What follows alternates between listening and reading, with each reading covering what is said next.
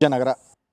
ಇನ್ನು ಇರಾನ್ ವಿರುದ್ಧ ರಣಘೋರ ಯುದ್ಧಕ್ಕೆ ಸಿದ್ಧತೆಯನ್ನ ಮಾಡ್ಕೊಳ್ಳಲಾಗ್ತಾ ಇದೆ. 9 ತಿಂಗಳ ಸುದೀರ್ಘ ಯುದ್ಧಕ್ಕೆ ಅಮೆರಿಕ ತಯಾರಿಯನ್ನ ಮಾಡ್ಕೊಳ್ತಾ ಇರುವಂತದ್ದು. ಸೌದಿ ಅರೇಬಿಯಾದಲ್ಲಿ ಅಮೆರಿಕ ಸೇನೆಯನ್ನ ನಿಯೋಜನೆ ಮಾಡಲಾಗಿದೆ. ಕಿಂಗ್ ಫಹಾದ್ ಏರ್ಬೇಸ್ ನಲ್ಲಿ ಅಮೆರಿಕ ಸೇನೆಯನ್ನ ಜಮಾವಣೆ ಮಾಡಲಾಗಿದೆ. ಹೆಚ್ಚುವರಿ 5,000 ಯೋಧರನ್ನ ಅಮೆರಿಕ ಈಗ ನಿಯೋಜನೆ ಮಾಡಿರುವಂತದ್ದು. ಇರಾನ್ ವಿರುದ್ಧ ಯುದ್ಧಕ್ಕೆ ಸೌದಿಯಿಂದ ಬೆಂಬಲವನ್ನ ವ್ಯಕ್ತಪಡಿಸಲಾಗ್ತಾ ಇದೆ. ಒಂದು ಕಡೆ ಗಮನಿಸ್ತಾ ಹೋಗ್ಬೋದು, ಪ್ರಮುಖವಾಗಿ ನೋಡಿ, ಸೌದಿ ಇರಾನ್ ಮಧ್ಯೆ ಈಗ ಈ ಹಿಂದೆ ಕೂಡ ಮಹಾಸಮರ ಇತ್ತು. ಅದಾದ ನಂತರವಾಗಿ ಅಮೆರಿಕದ ಏರ್ಬೇಸ್ಗಳಿಗೆ ಸೌದಿ ಅರೇಬಿಯಾದಲ್ಲಿ ನೆಲೆಯನ್ನ ಕೊಡಲಾಗಿತ್ತು. ಇನ್ನು ಪ್ರಮುಖವಾಗಿ ಮೆಕ್ಕಾ ಮದೀನಗಳು ಕೂಡ ಇರೋದು ಸೌದಿ ಅರೇಬಿಯಾದಲ್ಲೇ. ಮುಸ್ಲಿಂ ದೇಶಗಳ ನಾಯಕನಂತಿದೆ ಸೌದಿ ಅರೇಬಿಯಾ. ಹಾಗಾಗಿ ಸದ್ಯದ ಮಟ್ಟಿಗೆ ಇರಾನ್ ಹಾಗೆ ಸೌದಿ ಅರೇಬಿಯಾಕ್ಕೆ ಎರಡಕ್ಕೂ ಕೂಡ ಆಗಿ ಬರೋದಿಲ್ಲ. ಸೊ ಎಲ್ಲೋ ಒಂದು ಕಡೆ ಸೌದಿಯನ್ನ ಮೀರಿಸಿ ಬೆಳಿಬೇಕು ಅನ್ನುವಂಥದ್ದು ಇರಾನ್ನ ಒಂದು ಆಸೆ ಕೂಡ ಆಗಿತ್ತು. ಆ ಹಿನ್ನೆಲೆಯಲ್ಲಿ ಎರಡೂ ರಾಷ್ಟ್ರಗಳಿಗೂ ಕೂಡ ಶತ್ರುತ್ವ ಅನ್ನೋದು ಇರುವುದು. ಹಾಗಾಗಿ ಈಗ ಇರಾನನ್ನ ಸರ್ವನಾಶ ಮಾಡೋದಕ್ಕೆ ಅಮೆರಿಕ ತನ್ನ ಸೇನೆಯನ್ನ ಸೌದಿ ಅರೇಬಿಯಾದಲ್ಲಿ ಈಗಾಗಲೇ ಒಂದು ಕಡೆ ಎಲ್ಲಾ ರೀತಿಯ ತಯಾರಿಯನ್ನ ಮಾಡ್ಕೊಳ್ಳುವ ಮುಖಾಂತರವಾಗಿ ತನ್ನ ಸೇನೆಯನ್ನ ಅಲ್ಲಿ ನಿಯೋಜನೆ ಮಾಡಲಾಗಿದೆ. ಇನ್ನ ನ್ಯಾಟೋ ರಾಷ್ಟ್ರದವರು ಹೇಡಿಗಳು ಅಂತ ಟ್ರಂಪ್ ಈಗ ಹೇಳಿಕೆ ಕೊಟ್ಟಿರುವಂತದ್ದು. ಅಮೆರಿಕ ಇಲ್ಲದಿದ್ರೆ ನೀವು ಕಾಗದದ ಹುಲಿ ಇದ್ದಂತೆ. ಹಾರ್ಮುಜ್ ವಿಚಾರದಲ್ಲಿ ನೆರವಿಗೆ ಬಾರದಂತ ಹಿನ್ನೆಲೆ ನ್ಯಾಟೋ ವಿರುದ್ಧ ಈಗ ಡೊನಾಲ್ಡ್ ಟ್ರಂಪ್ ಕಿಡಿಕಾರಿದ್ದಾರೆ. ನ್ಯಾಟೋ ರಾಷ್ಟ್ರಗಳ ವಿಚಾರಕ್ಕೆ ಸಂಬಂಧಪಟ್ಟಂತೆ ಅಮೆರಿಕ ಅವರು ಯುದ್ಧಕ್ಕೆ ಕರೆಯನ್ನ ಕೊಟ್ಟಿದ್ರು. ನಿಮ್ಮ ಅಂದ್ರೆ ಹಾರ್ಮುಜ್ ನಲ್ಲಿರುವಂತಹ ತೈಲ ಹಡಗುಗಳ ವಿಚಾರಕ್ಕೆ ಸಂಬಂಧಪಟ್ಟಂತೆ ಇರಾನ್ ಮೇಲೆ ಯುದ್ಧವನ್ನ ಮಾಡಿ ನಿಮ್ಮ ಶಕ್ತಿ ಪ್ರದರ್ಶನ ತೋರಿಸಿ ಅನ್ನುವಂತ ಕರೆಯನ್ನ ಕೊಟ್ಟಿದ್ರು. ಈ ವಿಚಾರವಾಗಿ ಯಾವ ರಾಷ್ಟ್ರ ಕೂಡ ಮುಂದೆ ಬಂದಿರಲಿಲ್ಲ. ಸೊ ಹಾಗಾಗಿ ಎಲ್ಲೋ ಒಂದು ಕಡೆ ಈಗ ಟ್ರಂಪ್ ವಾಗ್ದಾಳಿ ಮಾಡುವ ಮುಖಾಂತರವಾಗಿ ನ್ಯಾಟೋ ರಾಷ್ಟ್ರಗಳ ಮೇಲೆ ಕಿಡಿಕಾರಿದ್ದಾರೆ. ಮಧ್ಯಪ್ರಾಚ್ಯದ ಯುದ್ಧ ರಣಭೀಕರತೆಯನ್ನ ಪಡೆದುಕೊಳ್ತಾ ಇದೆ. ಡೊನಾಲ್ಡ್ ಟ್ರಂಪ್ ಯುದ್ಧವನ್ನ ನಿಲ್ಲಿಸುವ ಲಕ್ಷಣಗಳೇ ಇಲ್ಲ ಅಂತ ಹೇಳ್ತಿದ್ದಾರೆ. ಅದರ ಜೊತೆಗೆ ಇರಾನ್ ಅನ್ನ ಸರ್ವನಾಶ ಮಾಡಿಯೇ ತೀರ್ತೀವಿ ಅನ್ನೋ ರೀತಿಯಲ್ಲಿ ಅಣ್ವಸ್ತ್ರ ಹೊಂದುವಿಕೆಯ ವಿಚಾರಕ್ಕೆ ಸಂಬಂಧಪಟ್ಟಂತೆ ಮಾತುಕತೆಗೆ ಬರಲಿಲ್ಲ ಅನ್ನೋ ವಿಚಾರವೇ ಇಷ್ಟು ದೊಡ್ಡ ಮಟ್ಟಕ್ಕೆ ಯುದ್ಧಕ್ಕೆ ಕರೆದುಕೊಂಡು ಹೋಗಿರುವಂತದ್ದು. ಹಾಗಾಗಿ ಇಲ್ಲಿ ಡೊನಾಲ್ಡ್ ಟ್ರಂಪ್ ಕುಡುಗಿದ್ದಾರೆ. ವಿಜಯನಗರ. ಇನ್ನು ಇರಾನ್ ವಿರುದ್ಧ ರಣಘೋರ ಯುದ್ಧಕ್ಕೆ ಸಿದ್ಧತೆಯನ್ನ ಮಾಡ್ಕೊಳ್ಳಲಾಗ್ತಾ ಇದೆ. 9 ತಿಂಗಳ ಸುದೀರ್ಘ ಯುದ್ಧಕ್ಕೆ ಅಮೆರಿಕ ತಯಾರಿಯನ್ನ ಮಾಡ್ಕೊಳ್ತಾ ಇರುವಂತದ್ದು. ಸೌದಿ ಅರೇಬಿಯಾದಲ್ಲಿ ಅಮೆರಿಕ ಸೇನೆಯನ್ನ ನಿಯೋಜನೆ ಮಾಡಲಾಗಿದೆ. ಕಿಂಗ್ ಫಹಾದ್ ಏರ್ಬೇಸ್ ನಲ್ಲಿ ಅಮೆರಿಕ ಸೇನೆಯನ್ನ ಜಮಾವಣೆ ಮಾಡಲಾಗಿದೆ. ಹೆಚ್ಚುವರಿ 5,000 ಯೋಧರನ್ನ ಅಮೆರಿಕ ಈಗ ನಿಯೋಜನೆ ಮಾಡಿರುವಂತದ್ದು. ಇರಾನ್ ವಿರುದ್ಧ ಯುದ್ಧಕ್ಕೆ ಸೌದಿಯಿಂದ ಬೆಂಬಲವನ್ನ ವ್ಯಕ್ತಪಡಿಸಲಾಗ್ತಾ ಇದೆ. ಒಂದು ಕಡೆ ಗಮನಿಸ್ತಾ ಹೋಗ್ಬೋದು, ಪ್ರಮುಖವಾಗಿ ನೋಡಿ, ಸೌದಿ ಇರಾನ್ ಮಧ್ಯೆ ಈಗ ಈ ಹಿಂದೆ ಕೂಡ ಮಹಾಸಮರ ಇತ್ತು. ಅದಾದ ನಂತರವಾಗಿ ಅಮೆರಿಕದ ಏರ್ಬೇಸ್ಗಳಿಗೆ ಸೌದಿ ಅರೇಬಿಯಾದಲ್ಲಿ ನೆಲೆಯನ್ನ ಕೊಡಲಾಗಿತ್ತು. ಇನ್ನು ಪ್ರಮುಖವಾಗಿ ಮೆಕ್ಕಾ ಮದೀನಗಳು ಕೂಡ ಇರೋದು ಸೌದಿ ಅರೇಬಿಯಾದಲ್ಲೇ. ಮುಸ್ಲಿಂ ದೇಶಗಳ ನಾಯಕನಂತಿದೆ ಸೌದಿ ಅರೇಬಿಯಾ. ಹಾಗಾಗಿ ಸದ್ಯದ ಮಟ್ಟಿಗೆ ಇರಾನ್ ಹಾಗೆ ಸೌದಿ ಅರೇಬಿಯಾಕ್ಕೆ ಎರಡಕ್ಕೂ ಕೂಡ ಆಗಿ ಬರೋದಿಲ್ಲ. ಸೊ ಎಲ್ಲೋ ಒಂದು ಕಡೆ ಸೌದಿಯನ್ನ ಮೀರಿಸಿ ಬೆಳಿಬೇಕು ಅನ್ನುವಂಥದ್ದು ಇರಾನ್ನ ಒಂದು ಆಸೆ ಕೂಡ ಆಗಿತ್ತು. ಆ ಹಿನ್ನೆಲೆಯಲ್ಲಿ ಎರಡೂ ರಾಷ್ಟ್ರಗಳಿಗೂ ಕೂಡ ಶತ್ರುತ್ವ ಅನ್ನೋದು ಇರುವುದು.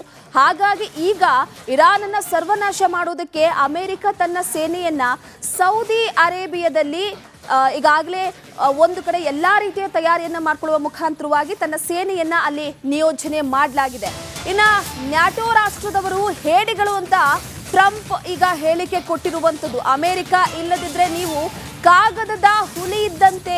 ಹಾರ್ಮುಜ್ ವಿಚಾರದಲ್ಲಿ ನೆರವಿಗೆ ಬಾರದಂತ ಹಿನ್ನೆಲೆ ನ್ಯಾಟೋ ವಿರುದ್ಧ ಈಗ ಡೊನಾಲ್ಡ್ ಟ್ರಂಪ್ ಕಿಡಿಕಾರಿದ್ದಾರೆ.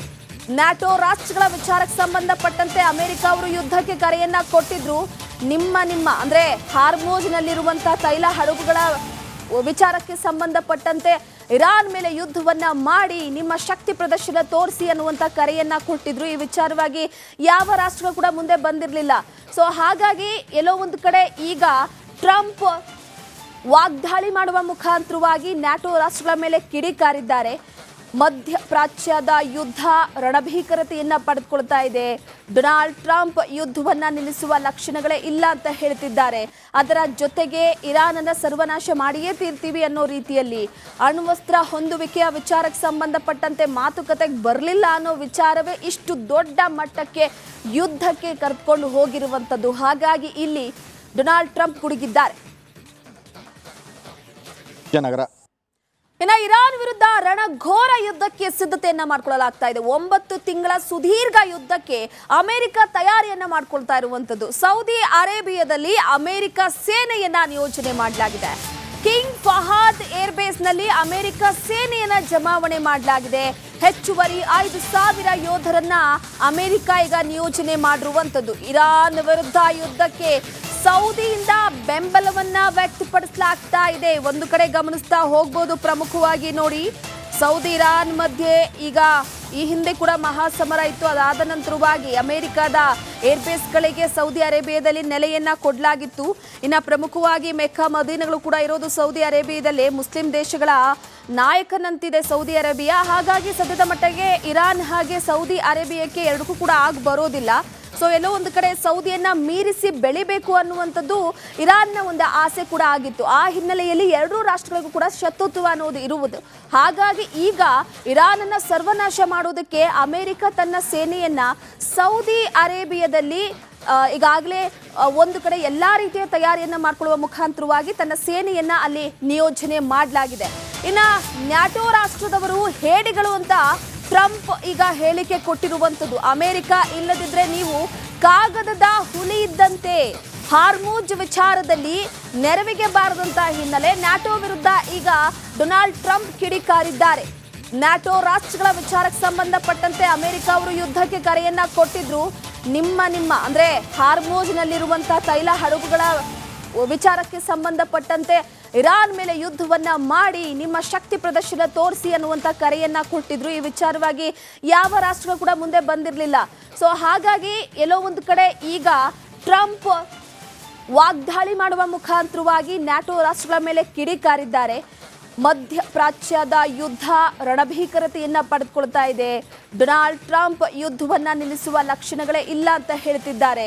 ಅದರ ಜೊತೆಗೆ ಇರಾನನ್ನ ಸರ್ವನಾಶ ಮಾಡಿಯೇ ತೀರ್ತೀವಿ ಅನ್ನೋ ರೀತಿಯಲ್ಲಿ ಅಣ್ವಸ್ತ್ರ ಹೊಂದುವಿಕೆಯ ವಿಚಾರಕ್ಕೆ ಸಂಬಂಧಪಟ್ಟಂತೆ ಮಾತುಕತೆಗೆ ಬರಲಿಲ್ಲ ಅನ್ನೋ ವಿಚಾರವೇ ಇಷ್ಟು ದೊಡ್ಡ ಮಟ್ಟಕ್ಕೆ ಯುದ್ಧಕ್ಕೆ ಕರೆದುಕೊಂಡು ಹೋಗಿರುವಂತದ್ದು. ಹಾಗಾಗಿ ಇಲ್ಲಿ ಡೊನಾಲ್ಡ್ ಟ್ರಂಪ್ ಗುಡುಗಿದ್ದಾರೆ. ಇನ್ನು ಇರಾನ್ ವಿರುದ್ಧ ರಣಘೋರ ಯುದ್ಧಕ್ಕೆ ಸಿದ್ಧತೆಯನ್ನ ಮಾಡ್ಕೊಳ್ಳಲಾಗ್ತಾ ಇದೆ. 9 ತಿಂಗಳ ಸುದೀರ್ಘ ಯುದ್ಧಕ್ಕೆ ಅಮೆರಿಕ ತಯಾರಿಯನ್ನ ಮಾಡ್ಕೊಳ್ತಾ ಇರುವಂತದ್ದು. ಸೌದಿ ಅರೇಬಿಯಾದಲ್ಲಿ ಅಮೆರಿಕ ಸೇನೆಯನ್ನ ನಿಯೋಜನೆ ಮಾಡಲಾಗಿದೆ. ಕಿಂಗ್ ಫಹಾದ್ ಏರ್ಬೇಸ್ ನಲ್ಲಿ ಅಮೆರಿಕ ಸೇನೆಯನ್ನ ಜಮಾವಣೆ ಮಾಡಲಾಗಿದೆ. ಹೆಚ್ಚುವರಿ 5,000 ಯೋಧರನ್ನ ಅಮೆರಿಕ ಈಗ ನಿಯೋಜನೆ ಮಾಡಿರುವಂತದ್ದು. ಇರಾನ್ ವಿರುದ್ಧ ಯುದ್ಧಕ್ಕೆ ಸೌದಿಯಿಂದ ಬೆಂಬಲವನ್ನ ವ್ಯಕ್ತಪಡಿಸಲಾಗ್ತಾ ಇದೆ. ಒಂದು ಕಡೆ ಗಮನಿಸ್ತಾ ಹೋಗ್ಬೋದು, ಪ್ರಮುಖವಾಗಿ ನೋಡಿ, ಸೌದಿ ಇರಾನ್ ಮಧ್ಯೆ ಈಗ ಈ ಹಿಂದೆ ಕೂಡ ಮಹಾಸಮರ ಇತ್ತು. ಅದಾದ ನಂತರವಾಗಿ ಅಮೆರಿಕದ ಏರ್ಬೇಸ್ಗಳಿಗೆ ಸೌದಿ ಅರೇಬಿಯಾದಲ್ಲಿ ನೆಲೆಯನ್ನ ಕೊಡಲಾಗಿತ್ತು. ಇನ್ನು ಪ್ರಮುಖವಾಗಿ ಮೆಕ್ಕಾ ಮದೀನಗಳು ಕೂಡ ಇರೋದು ಸೌದಿ ಅರೇಬಿಯಾದಲ್ಲಿ. ಮುಸ್ಲಿಂ ದೇಶಗಳ ನಾಯಕನಂತಿದೆ ಸೌದಿ ಅರೇಬಿಯಾ. ಹಾಗಾಗಿ ಸದ್ಯದ ಮಟ್ಟಿಗೆ ಇರಾನ್ ಹಾಗೆ ಸೌದಿ ಅರೇಬಿಯಾಕ್ಕೆ ಎರಡಕ್ಕೂ ಕೂಡ ಆಗಿ ಬರೋದಿಲ್ಲ. ಸೊ ಎಲ್ಲೋ ಒಂದು ಕಡೆ ಸೌದಿಯನ್ನ ಮೀರಿಸಿ ಬೆಳಿಬೇಕು ಅನ್ನುವಂಥದ್ದು ಇರಾನ್ನ ಒಂದು ಆಸೆ ಕೂಡ ಆಗಿತ್ತು. ಆ ಹಿನ್ನೆಲೆಯಲ್ಲಿ ಎರಡೂ ರಾಷ್ಟ್ರಗಳಿಗೂ ಕೂಡ ಶತ್ರುತ್ವ ಅನ್ನೋದು ಇರುವುದು. ಹಾಗಾಗಿ ಈಗ ಇರಾನನ್ನ ಸರ್ವನಾಶ ಮಾಡೋದಕ್ಕೆ ಅಮೆರಿಕ ತನ್ನ ಸೇನೆಯನ್ನ ಸೌದಿ ಅರೇಬಿಯಾದಲ್ಲಿ ಈಗಾಗಲೇ ಒಂದು ಕಡೆ ಎಲ್ಲಾ ರೀತಿಯ ತಯಾರಿಯನ್ನ ಮಾಡಿಕೊಳ್ಳುವ ಮುಖಾಂತರವಾಗಿ ತನ್ನ ಸೇನೆಯನ್ನ ಅಲ್ಲಿ ನಿಯೋಜನೆ ಮಾಡಲಾಗಿದೆ. ಇನ್ನ ನ್ಯಾಟೋ ರಾಷ್ಟ್ರದವರು ಹೇಡಿಗಳು ಅಂತ ಟ್ರಂಪ್ ಈಗ ಹೇಳಿಕೆ ಕೊಟ್ಟಿರುವಂತದ್ದು. ಅಮೆರಿಕ ಇಲ್ಲದಿದ್ರೆ ನೀವು ಕಾಗದದ ಹುಲಿ ಇದ್ದಂತೆ. ಹಾರ್ಮುಜ್ ವಿಚಾರದಲ್ಲಿ ನೆರವಿಗೆ ಬಾರದಂತ ಹಿನ್ನೆಲೆ ನ್ಯಾಟೋ ವಿರುದ್ಧ ಈಗ ಡೊನಾಲ್ಡ್ ಟ್ರಂಪ್ ಕಿಡಿಕಾರಿದ್ದಾರೆ. ನ್ಯಾಟೋ ರಾಷ್ಟ್ರಗಳ ವಿಚಾರಕ್ಕೆ ಸಂಬಂಧಪಟ್ಟಂತೆ ಅಮೆರಿಕ ಅವರು ಯುದ್ಧಕ್ಕೆ ಕರೆಯನ್ನ ಕೊಟ್ಟಿದ್ರು. ನಿಮ್ಮ ಅಂದ್ರೆ ಹಾರ್ಮುಜ್ ನಲ್ಲಿರುವಂತಹ ತೈಲ ಹಡಗುಗಳ ವಿಚಾರಕ್ಕೆ ಸಂಬಂಧಪಟ್ಟಂತೆ ಇರಾನ್ ಮೇಲೆ ಯುದ್ಧವನ್ನ ಮಾಡಿ ನಿಮ್ಮ ಶಕ್ತಿ ಪ್ರದರ್ಶನ ತೋರಿಸಿ ಅನ್ನುವಂತ ಕರೆಯನ್ನ ಕೊಟ್ಟಿದ್ರು. ಈ ವಿಚಾರವಾಗಿ ಯಾವ ರಾಷ್ಟ್ರಗಳು ಕೂಡ ಮುಂದೆ ಬಂದಿರಲಿಲ್ಲ. ಸೊ ಹಾಗಾಗಿ ಎಲ್ಲೋ ಒಂದು ಕಡೆ ಈಗ ಟ್ರಂಪ್ ವಾಗ್ದಾಳಿ ಮಾಡುವ ಮುಖಾಂತರವಾಗಿ ನ್ಯಾಟೋ ರಾಷ್ಟ್ರಗಳ ಮೇಲೆ ಕಿಡಿಕಾರಿದ್ದಾರೆ. ಮಧ್ಯಪ್ರಾಚ್ಯದ ಯುದ್ಧ ರಣಭೀಕರತೆಯನ್ನ ಪಡೆದುಕೊಳ್ತಾ ಇದೆ. ಡೊನಾಲ್ಡ್ ಟ್ರಂಪ್ ಯುದ್ಧವನ್ನ ನಿಲ್ಲಿಸುವ ಲಕ್ಷಣಗಳೇ ಇಲ್ಲ ಅಂತ ಹೇಳ್ತಿದ್ದಾರೆ. ಅದರ ಜೊತೆಗೆ ಇರಾನನ್ನ ಸರ್ವನಾಶ ಮಾಡಿಯೇ ತೀರ್ತೀವಿ ಅನ್ನೋ ರೀತಿಯಲ್ಲಿ ಅಣ್ವಸ್ತ್ರ ಹೊಂದುವಿಕೆಯ ವಿಚಾರಕ್ಕೆ ಸಂಬಂಧಪಟ್ಟಂತೆ ಮಾತುಕತೆಗೆ ಬರಲಿಲ್ಲ ಅನ್ನೋ ವಿಚಾರವೇ ಇಷ್ಟು ದೊಡ್ಡ ಮಟ್ಟಕ್ಕೆ ಯುದ್ಧಕ್ಕೆ ಕರೆದುಕೊಂಡು ಹೋಗಿರುವಂತದ್ದು. ಹಾಗಾಗಿ ಇಲ್ಲಿ ಡೊನಾಲ್ಡ್ ಟ್ರಂಪ್ ಗುಡುಗಿದ್ದಾರೆ.